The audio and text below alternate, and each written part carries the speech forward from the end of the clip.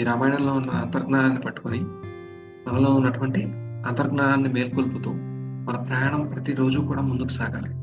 రాముల వారు చూడండి, వనవాసానికి వెళ్ళారు. అలానే సీతాదేవి అపహరించడంతో సీతాదేవిని వెతుక్కుంటూ వెళ్ళారు. సీతాదేవిని ఎప్పుడు వదలలేరు ఆయన. అందరికీ ఉన్న ఒక అపోహ ఏంటంటే సీతాదేవిని ఆయన వెళ్ళిపోమన్నారు. ఇలాంటివన్నీ అపోహలు ఉంటాయి. కానీ కాదు కదా! ఈ క్యారెక్టర్స్ అన్నీ ఒక సోల్ ప్లాన్, ఆ డివైన్ ప్లాన్ లో జరిగింది. మనం ఇలా ప్లాన్ చేసుకుందాం, ఈ నాటకాన్ని ఇలా చక్కగా నటిద్దాం. ఎందుకంటే మన భావి తరాలకి, భావి యుగాలకి మనం ఎలా జీవించాలో చక్కగా నేర్పిద్దాం.